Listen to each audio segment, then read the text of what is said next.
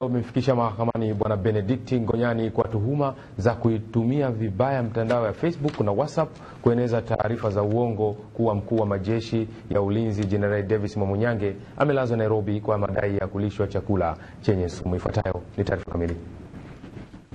Akizungumza kwenye eneo la mahakama ya Kisutu jijini Dar es Salaam ambako mtuhumiwa huyo alifikishwa kwa ajili ya kusomewa mashtaka, wakili mkuu wa serikali Johannes Karungura amesema mtuhumiwa huyo amefikishwa mahakamani hapo kwa kuvunja kifungu namba 16 cha sheria ya makosa ya kimtandao ya mwaka 2015.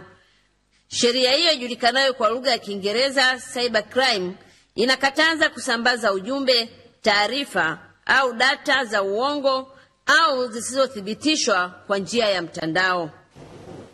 Kwa sasa leo tumeanza, lakini wapo watu wengine wengi ambao siku za usoni tutawaleta mbele ya vyombo vya sheria kwa makosa haya. Na kwa vijana, hususan makundi ya vijana, baadhi pengine wanaweza wakawa wanafanya kwa madhumuni yao, hobi, lakini pia kwa kutumika. Sisi tunawaonya waache kufanya hivyo. Kufanya hivyo ni kosa la jinai na sheria itachukua mkondo wake.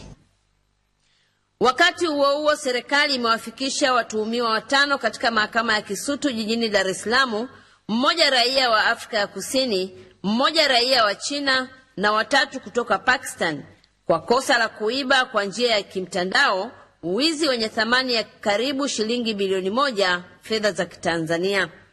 Mhandisi wa mamlaka ya mawasiliano nchini TCRA anasema watuhumiwa hao walikutwa na laini zaidi ya 100 zenye usajili bandia ambazo walikuwa wanazitumia kufanya biashara ya kupiga simu za kimataifa kinyume cha sheria. Wote kwa nyakati tofauti tuliwakamata wakiwa na mitambo ambayo ina uwezo wa kuruhusu simu za kimataifa kuingia ndani ya nje kwa kukwepa kulipa kodi zinazostahiki.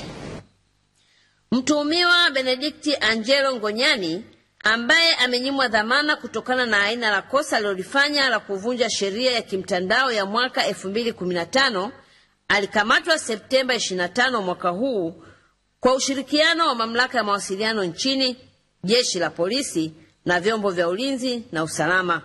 Hata hivyo, mtuhumiwa amekana kosa. Mimi ni Faraja Kihongole, Channel 10, Dar es Salaam.